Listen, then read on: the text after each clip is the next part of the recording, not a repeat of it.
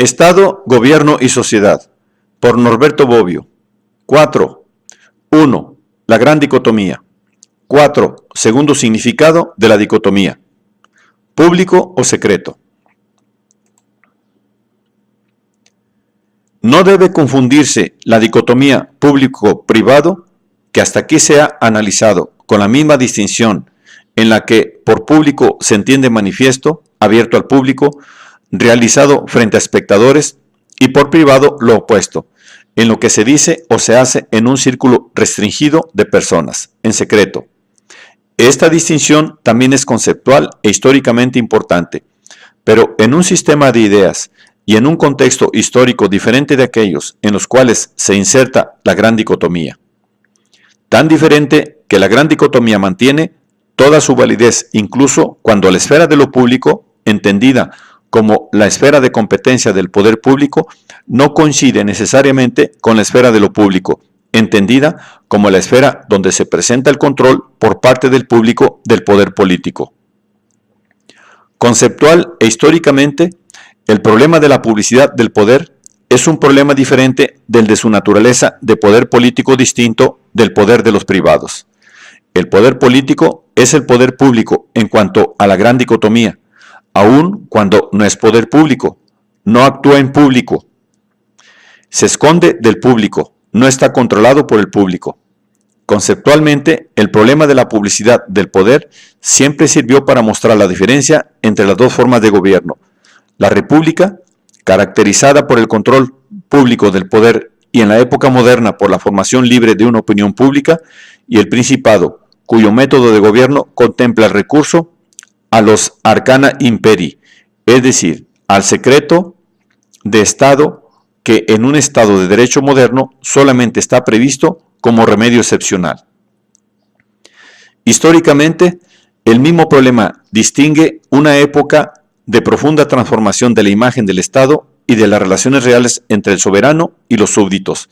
la época del nacimiento de lo público político, en el sentido figurado por haber más.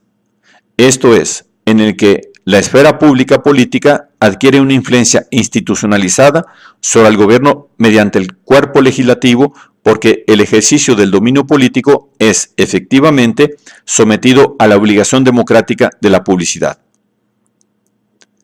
Publicidad y poder invisible. La historia del poder político, entendido como poder abierto al público, puede hacerse comenzar desde Kant, quien considera como fórmula trascendental del derecho público el principio de acuerdo con el cual todas las acciones referentes al derecho de otros hombres, cuya máxima no es compatible con la publicidad, son injustas. El significado de este principio se aclara cuando se observa que hay máximas que, una vez hechas públicas, provocarían tal reacción que harían imposible su cumplimiento. ¿Qué Estado podría declarar al firmar un tratado internacional que no se considera obligado a la norma de que los pactos deben ser cumplidos? En referencia a la realidad que tenemos frente a nosotros, ¿qué funcionario podría declarar al asumir su cargo que se servirá de él para traer un provecho personal, o para subvencionar secretamente a un partido político, o para corromper a un juez que debe juzgar a un pariente suyo? El principio de la publicidad de las acciones de quien detenta un poder político, el principio de la publicidad de las acciones de quien detenta un poder público, público en el sentido de político, se contrapone a la teoría de los arcana imperii, que dominó la época del poder absoluto. Esta teoría sostiene que el poder del príncipe es más eficiente y por tanto apegado a su objetivo cuanto más permanece escondido de la mirada indiscreta del vulgo, cuanto más es al igual que el poder de Dios invisible. Esta doctrina se basa en dos argumentos principales: uno intrínseco a la naturaleza misma del sumo poder, cuyas acciones pueden tener mayor éxito conforme son más rápidas e imprevisibles. El poder público, incluso solamente de una asamblea de notables, frena las decisiones e impide la sorpresa. Otro, derivado del desprecio por el vulgo, considerado como objeto pasivo, como la bestia salvaje que debe ser domesticada, dominada por fuertes pasiones que le impiden formarse una opinión racional del bien común, egoísta de vista corta, presa fácil de los demagogos que se sirven de él para su propio provecho. La indivisibilidad y por tanto el control del poder estaban asegurados institucionalmente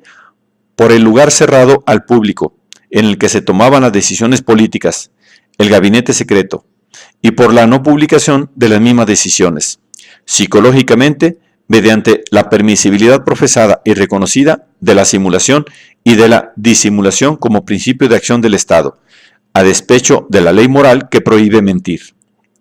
Los dos expedientes, el institucional y el psicológico, son complementarios, en cuanto se refuerzan uno a otro. El primero autoriza al soberano a no hacer saber anticipadamente qué decisiones tomará y a no hacerlas conocer después de que las tomó. El segundo lo autoriza a esconder las decisiones tomadas, o sea, disimular, o a presentarlas de diferente manera, es decir, a simular. Naturalmente, allí donde el poder es invisible, el contrapoder está obligado a hacerse también invisible. En consecuencia, al secreto de la Cámara del Consejo corresponde la conjetura de palacio tramada en secreto, en el mismo lugar donde se oculta el poder soberano. Al mismo lado de los arcana imperi están los arcana seditionis.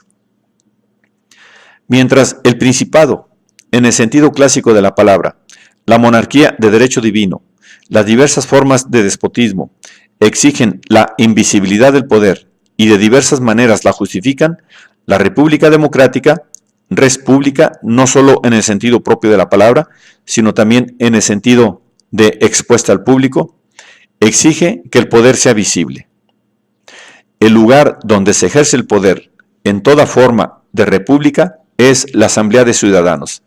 democracia directa, donde el proceso de decisiones es in re ipsa, de por sí, público, como sucedía en el ágora de los griegos,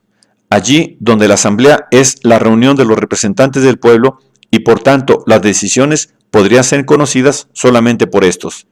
Las reuniones de las asambleas deben ser abiertas al público de manera que cualquier ciudadano pueda tener acceso a ellas. Hay quien ha creído poder establecer un nexo entre el principio de representación y la publicidad del poder, como Carl Schmitt, para quien la representación solamente puede tener lugar en la esfera de la publicidad, y no hay alguna representación que se desarrolle en secreto y escondidas,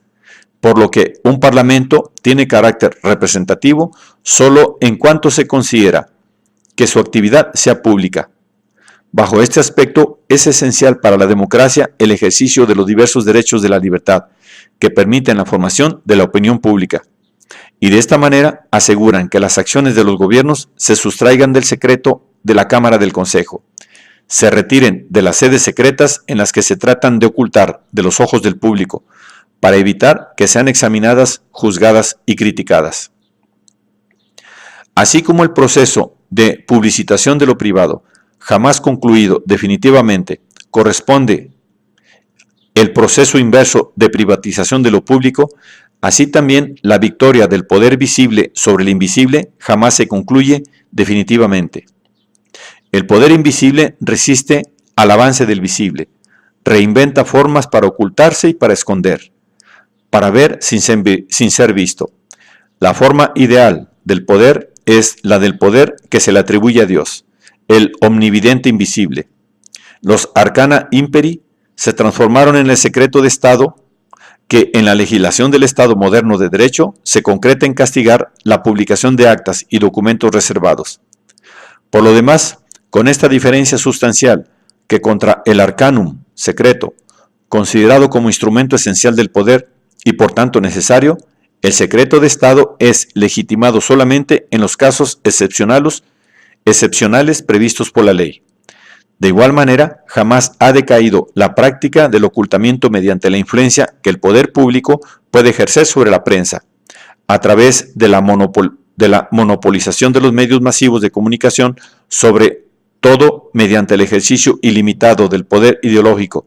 siendo la función de las ideologías la de cubrir con velos o mantos las motivaciones reales que mueven al poder. Forma pública ilícita de la forma pública ilícita de la mentira piadosa, de origen platónico o del engaño lícito de los teóricos de la razón del Estado.